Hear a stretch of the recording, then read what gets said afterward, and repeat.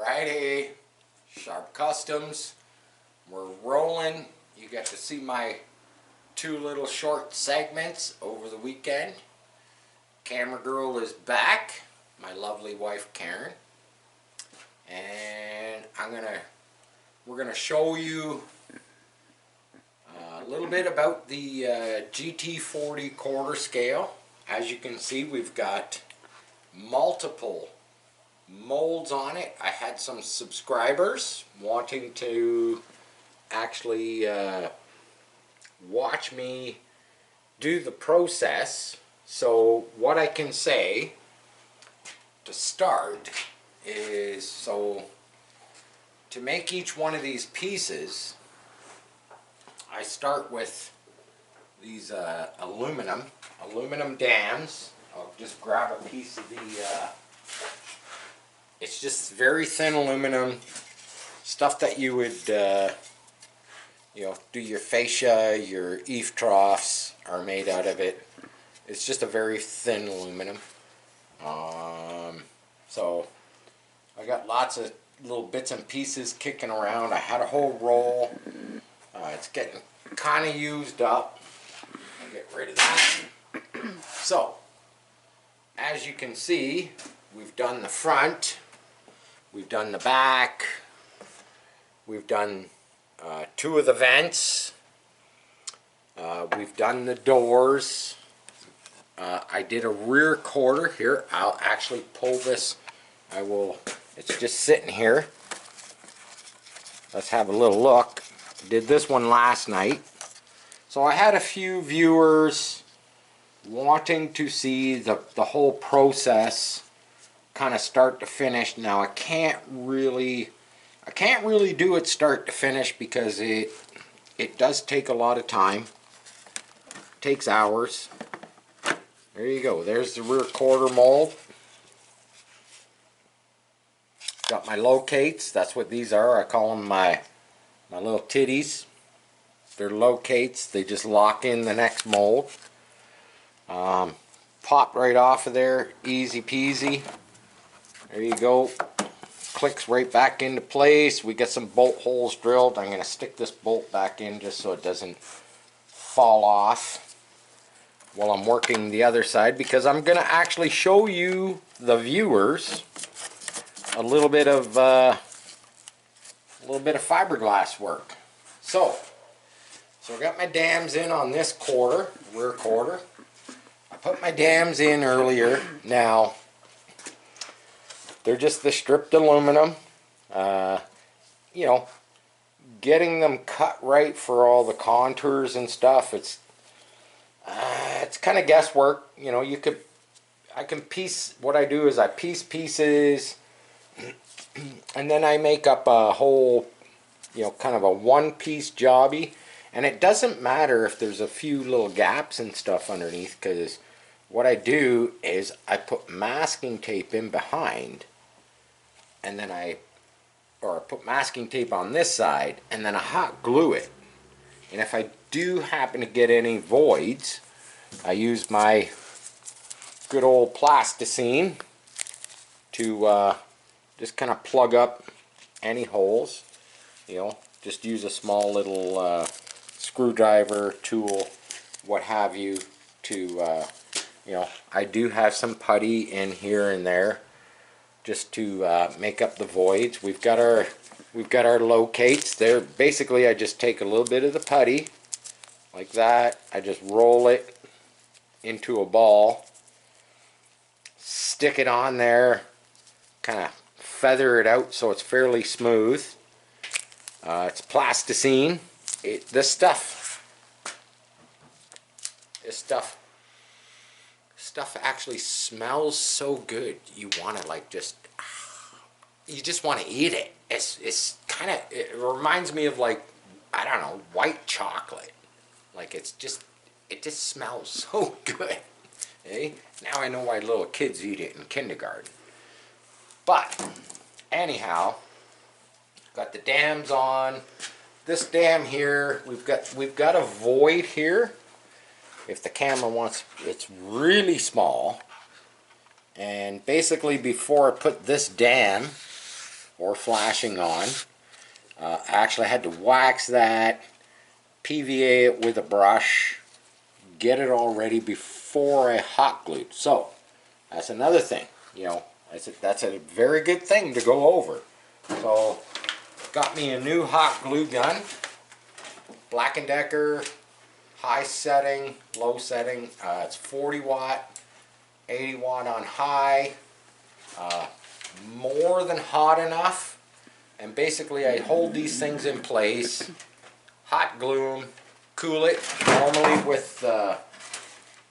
with an air hose, so I can cool a little faster. So, one of the door molds just fell off. So, right now, we're sitting at 1, 2, 3, 4, 5, 6, 7. We've got 8 individual molds. Tonight, this will be 9.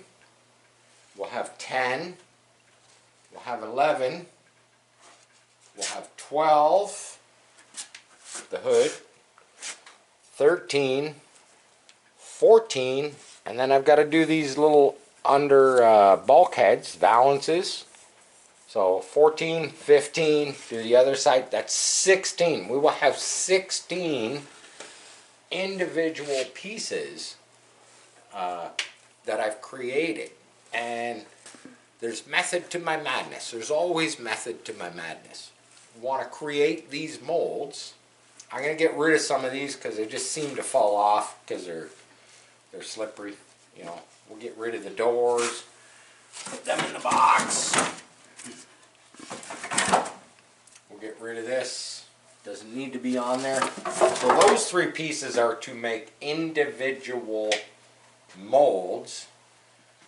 This will be created, the center section, it will be created. I might do a split down the center, probably be flanged around here. And the whole idea, this one will have a dam across the back. Let's start at the back. So once this mold's made, that mold's made, this mold's made, I could create just the rear section of the GT40. Pretty cool, really. That will come in other videos down the road once all the main molds are created. It's kind of a new thing I came up with. We're going to do a center section. Might have to be split in 2. The top half, I can't do it in one piece. It's going to be the top and 2 sides and the lower. And that's fine. So, I've got a brew of resin. It's been, I already put my hardener in. Now this is just, I'm going to tell you right now, this is cheap stuff. I have not received my good resin that I ordered. I've ordered 5-gallon bucket of good resin. Right now what I'm using is just, it's just canned stuff off the shelf. It's a little tricky to use. I don't, you know, for doing small parts, it's great. If you're going to be doing a whole lot of stuff, I don't recommend this any bit whatsoever because it's very thick, it's very sticky, tends to, you know, you're trying to dab the material. You're going to see it. You're going to see it on the video because I'm going to start putting resin on this little rear quarter right now, and you're going to see what happens.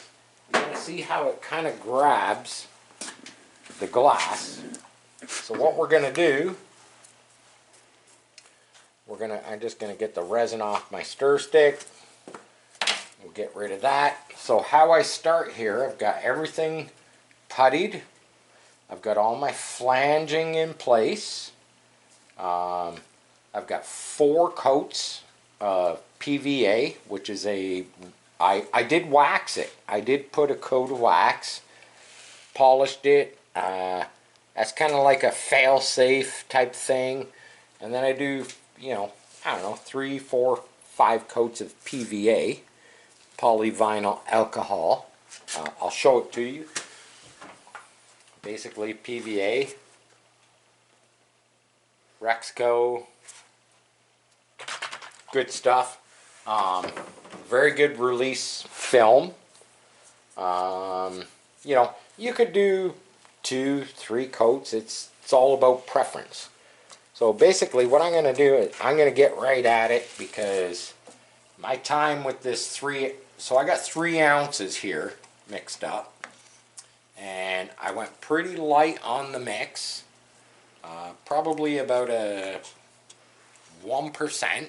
I put 10 drops per ounce for work time. So how I start this little section is I'm just going to put a coat of resin over the whole thing. I'm going to put a coat of resin over the whole thing. Got to be careful on my little locates. So that's how I start each piece. What's really nice is the fact that because I'm doing so many molds, I can just concentrate on one little section at a time. I'm not, you know, I'm not in a big rush, not in a big panic. You know, everybody goes on about the resins kicking off. And this is a polyester resin. We're not using epoxies. So this is a polyester resin. You do have to worry about heat. Now that other quarter mold on the other side, I put down roughly 3 coats of the angel hair, and then I put down a layer of 6 ounce, and then I put down another coat of angel hair, which gives me a total. The angel hair is like a half an ounce. The 6 ounce, it's quite explanatory, it's 6 ounces. So that quarter mold is roughly 8 ounces. Not thick enough to me as a mold. I like, you know, I like it a little bit heavier. That way the molds hold up a little bit better. The molds hold up a little better, you know, for longevity. So there you have it. We got the whole thing coated. Now, I could have mixed up 1 ounce of resin, and I could have let that sit. So the new resin that I'm getting is actually unwaxed, which is kind of nice, because with the unwaxed, you know, I could do a layer, maybe 2, and I can come back the next day and it's still sticky, and I can restart. I don't have to, you know, go. And the thing with a project like this is I've got to think about the thermal reaction. Okay, you don't want to get this stuff too hot. So if you were to put on 3 layers of the angel hair, the half ounce, and then 2 or 3 layers of 6 ounce, you know, you got to think about the thermal reaction that's taking place with the polyester. You got a lot of shrinkage. You know, I've seen it. I've seen it while I'm doing this. Sometimes I will grab the heat gun because it's just the way I am. I'm a little impatient sometimes. And I'll whack the heat to it with the heat gun, and I can actually see the part trying to release itself. And that my friends, that is shrinking. That's what's taking place there. Your part is shrinking. I got a lot of resin on here. This is going to be the treat. It's most definitely going to be the treat. Getting into this little crevice, but I am going to show you. I'm going to pull up a stool. A few other things I wanted to talk about doing this kind of work is, you can see I'm wearing gloves. I am wearing a long sleeve hoodie. If you could see my pants on the camera, which you can't, you probably won't be able to see it, but I have fibers all over me. Normally I have a fan directly behind me, because every time that you take a piece of this right here, this is the angel hair, this is 1/2 ounce, very nice stuff. So every time you take a piece of this and you rip it, this stuff rips so easily. You can see all the fibers that go into the air. Yeah, it's pretty crazy. So we're just gonna randomly, I like to cut a whole bunch of, I don't know, they're 2.5 inch strips, and that's kind of where I start. And I usually start the hardest point. So I'm just gonna stick that in there, and that's the nice thing with the 1/2 ounce, is that I can just tuck it in there. I can just tuck it in there. It doesn't matter if it wrinkles a bit. Doesn't matter if it wrinkles.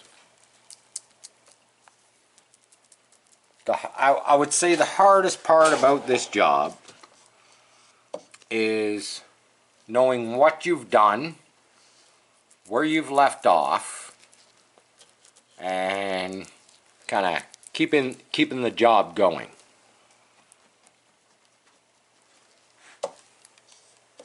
And like I say, this is not the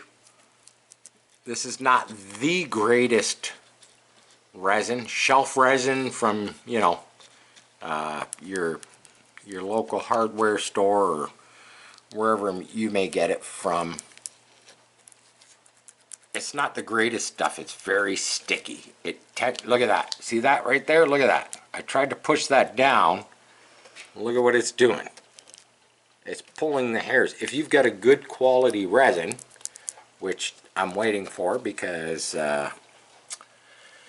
you know, let's face it, these delivery services are just getting worse. They're just getting worse. Doesn't matter, UPS, Pure Later, FedEx. They're just getting worse. Worse and worse and worse. You know, I had Pure Later drop off about $700, well, it was supposed to be $700 worth of stuff. And they forgot the most important part of the package, which was my 7 gallons of, or my 5 gallons of resin. It's like, you know, not on the truck. And it's like, well, where is it? Don't know. Don't know. I'm apparently supposed to receive it in the next couple of days. I'm guessing it got lost. It got lost in transit. It'll come. So right now I'm just gonna use this cheap stuff and carry on. I only got a little bit left. Don't even have enough to finish this this quarter here. Now, the angel hair is great. I love to rip pieces. It's great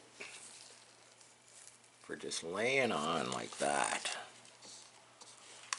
Okay, now remember, I want everybody to remember, I got my locate, there's a little bubble right there. That's a hole, a locate. This stuff bends around corners, tucks into the corners. Gonna tuck it right in there. Of course, it pulled itself down a bit, but we're gonna have many layers. And fiberglassing will tell you. Now you could lay a whole piece on here. You could took a whole piece like this big, and you could have worked it and worked it and worked it. I prefer the little strips. That's just my preference. My preference is the little strips. You know, work them, get them going. As long as you don't over amp your mixture. You know, stay in that 10 drops or 12 drops per ounce. You know, basically you're in around 1%. Now, everybody has their own way of mixing up their, you know, their resin, their hardener.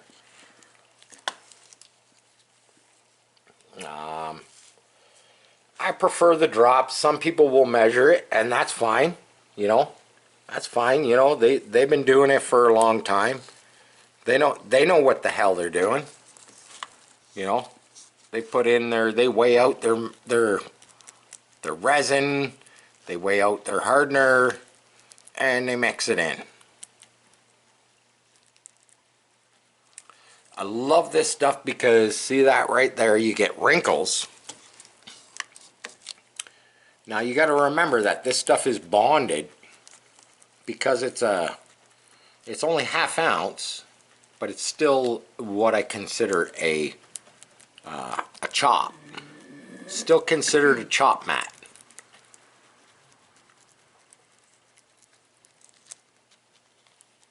But it's bonded with a type of material. Never really figured it out. It's almost like a powder, like a talcum powder that keeps the fibers all together until you get it saturated. Once you get it saturated with your resin, and not all resins are equal. See that? It likes to pull. Likes to pull. This resin is so thick that it just loves to pull. Okay, we got that one. See, that's what I'm saying. Hey, that's what I'm saying. It's hard to decipher sometimes, especially with this really thin stuff, you know, ½ ounce. It's hard to decipher, you know, kind of where you're going, where you've been, and really all you can do. I like doing these you know, just these little sections because I can kind of just sit, take my time, you know, hope the resin, that's your biggest thing with fiberglassing. You know, you do enough of it, you start to learn your mixtures, whatnot. You know, see, that does not want to fold around that corner. It's gonna, you know, it's just gonna do some weird stuff. But that's what I do. I just keep working it. I keep working it. I put resin on it. I just keep working and working and working. You know, some of these, this little piece here, to do the accumulative of what I would really like to get on here. You know, this could be an hour, could be 2 hours, you know, because I go so far, basically, I go so far with, you know, what I got. And then basically, you know, as the resin starts to kick, and this being cheaper resin, sometimes it's got a mind of its own. Sometimes you can't, doesn't matter the hardener you put in it. And I don't care. I've watched many videos of people doing composite work, and I mean, I've seen giant boats. I've seen giant boats built And it's like, yeah, you get chop gun, you could spray it in, but you know what? Everybody's coming back. Everybody's coming back with the rollers, you know, and they're going to roll it in. They're going to tuck it. They're going to get all the air out. I have rollers. I just bought a nice kit of rollers for that, but it seems like doing this fine, small stuff, I don't really need them. I don't really need them because, yeah, and I would have to say to my viewers that if you want to get into this, you know, you want to do some composite work. I want the camera on me just so I can show people. You want to get into composite work like this and work with fiberglass. You want well ventilated area, and I don't care if you're using polyesters or epoxies. Well, right now we have no ventilation going. You know, we've got thousands of fibers floating in the air that we can't see, you can't see. But be prepared for one thing and one thing mostly. The itch. Fiberglass is very itchy. When you get it on your skin, in your clothes, it's going to make you itch. You know, you're going to end up with, some, I don't really know what you could call them, but you're going to get sores. You're going to get sores in around your wrists and your hands where you're picking out, you know, you're picking out the glass. That's just the way it is. You either get used to it because it's kind of part of the process. You know, there are ways to combat it, and I'll give you those little hints. Talcum powder, baby powder, rub it on your hands, rub it on your arms. Kind of closes up your pores while you're working with the fiberglass. It works great. I don't have any on right now because I ran out. I will be getting more. Does the itch bother me? Of course it frickin' bothers me. You know, I can honestly say I don't like it. I don't like it. It's like you get, at night I sit here, like tonight, after I do this video, you know, an hour from now, because the fibers are, they're microscopic. They are floating in the air. We cannot see them. Okay? And they get in your eyes.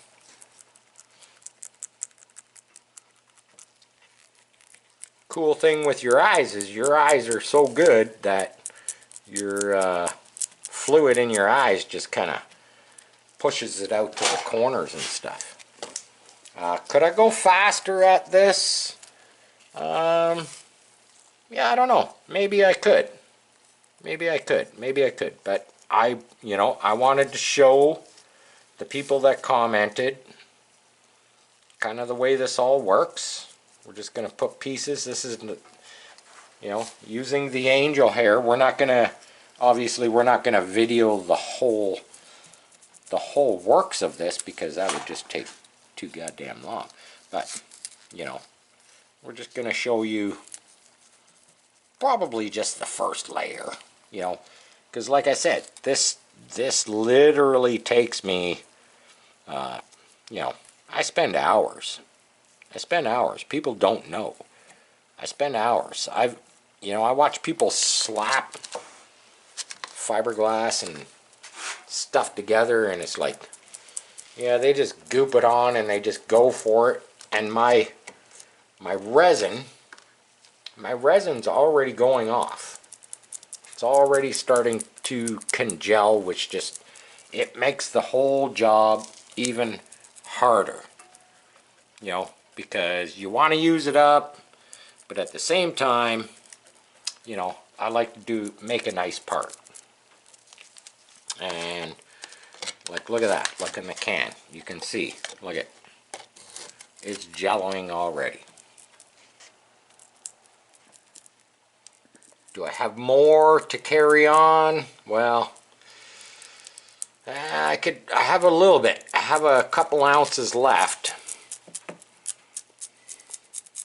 But I'm probably just going to try and get this stuff kind of into place, because that's the worst thing. The worst thing is when it starts to congel and you're still working it and you don't quite have enough to get you where you need to be.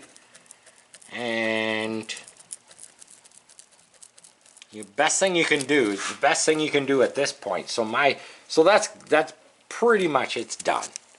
It's done. I can take some off the top that is not quite congealed. Is it a failure? Well, no, it's not really a failure, because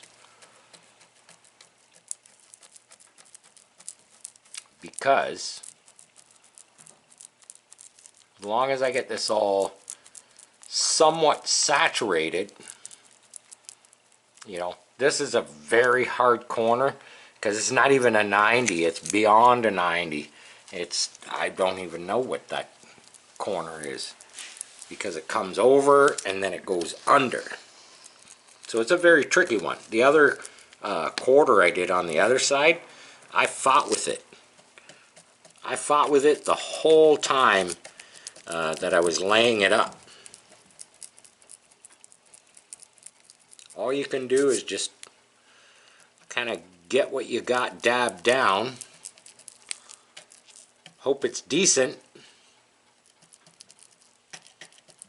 Could have probably went just a tad lighter on the mix. We do have it pretty warm. We do have it pretty warm in the garage tonight. And the heat does affect the way your resins work, obviously. You know, we're probably sitting at, you know, I don't know, 70 degrees Fahrenheit, which is, to me, is comfortable in the shop here at Shark Customs. So, there you go. That's pretty much garbage in there. Yeah, it's a bit of a waste. It's a bit of a waste. Probably 1.5 ounces of material. Did not think it was going to go off that fast, but at the same time, you get to see it. You get to see my minor, I call it a minor failure, because I will mix up some more resin, probably off camera, you know, talking and all that jazz. Doesn't help, but you can see, you can literally see how sticky this cheap bought resin can be. Just wants to stick and stick and stick, especially when it starts to gel like that. Now, clean my brush. I have acetone, but there is an alternative. There is an alternative. You don't necessarily have to buy acetone. Acetone's fairly cheap. It's actually, it's not too bad. I'm just going to get rid of this, this gel. I'm a cheap bastard. That's all I'm going to say here at Shark Customs. I like to, you know, reduce, reuse, recycle. You know, it's like I watch so many videos where, you know, people with their containers, they just, you know, it goes off, it starts to congel, and it's like, it's garbage. They just chuck it in the garbage. The brush, the can, you know. I do have acetone. Acetone works a little better, but we have an alternative here. This is primer lacquer thinner. Primer lacquer thinner. Just put 1 ounce or so in there. It's Stick my brush in there, swish it around.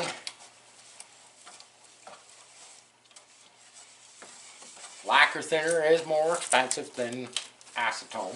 I will say that, but you know what? I've had that can here for a while.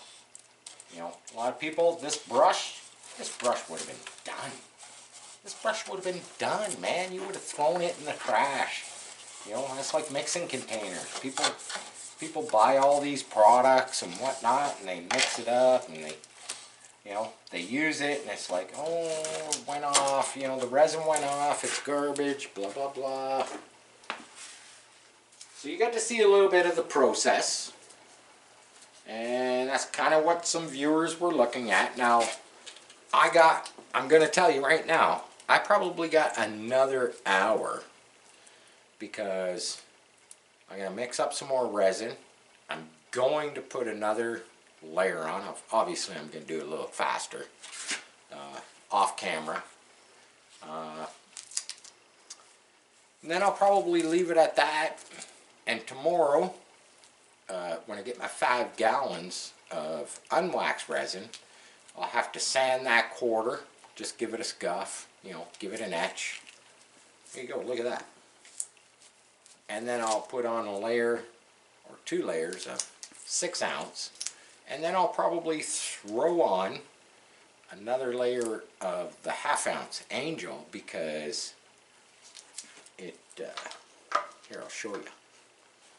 So if you look at these, you can see how much hair or fiberglass is in there. It's pretty rough looking. So if I pull this one off again and you have a little look at it, this quarter I did last night. Now, you can see how the outside is just a little bit smoother. It's just a little more refined. And that's because my last coat on here was some of the 1/2 ounce, the angel hair. And I know that, you know what, these are just the molds. These molds, they don't even matter. But, so there, you got a little bit of the process. You got the, you know, putting the dams on, getting some putty or plasticine into gaps and whatnot. I would love to show, you know, finishing this up, you know, waiting 4 hours from now and pulling that mold off of there. Maybe we'll do another video tomorrow of extracting this one.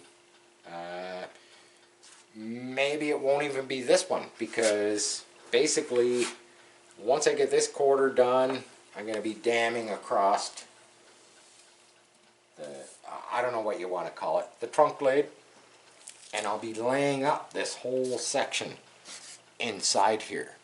I'll be laying that up, you know, as the trunk with the vents, the window, what have you. And yeah, so to all my viewers that wanted to actually see me doing something, I'm trying to just give you what you want to see. You know, we got the dams, we got the putty, we got the PVA, we got a little bit of glass on there, hardly touched. Quite a few more layers to go. You get to see my locates. The locates were just putty. They're just little round balls of putty put on there, and then kind of squeezed out so that they would stick there. And that was prior to, you know, putting 4 or 5 coats of PVA on there. Yeah, got some glass on there. The resin went off just a little quicker than wanted to. You know, I wanted to spend a little bit more time showing you, you know, what's going on. Now, if you look over here, just before I sign off, you can see that I've got a little bit of glass right here bubbling up, because I didn't get it quite saturated. It's not really a big deal, because you watched me right from the beginning, I laid down one complete layer of resin. And believe it or not, that one first coat of resin, it'll hide stuff like this. You'll see it in the, right here, I can show you. You'll see it in the molds. There you go. It's hard to see. I know it's hard to see. There you go. A little bit of bubbling. But it's over here, that little bit of bubbling, it's kind of buried. So we've got like just a thin layer of resin. But I would not pick that out and try and repair it, because pulling a mold from that will work just fine. You know, it's got just a little skin coat of resin. It'll work fine. Once that's, you know, the whole same process. Couple coats of wax, couple coats of PVA, start the mold process to create a part, and Bob's your uncle. Now, all this being said, this is going to end up being a total of about 20 pieces, I'm figuring, because I want to create a cockpit also. Full function, front flip, rear flip, doors hinged, inner cockpit, pieces, cheaper for shipping, in a much smaller box. So, Sharp Customs. Share, like, subscribe. Peace. Love you all. I'm out.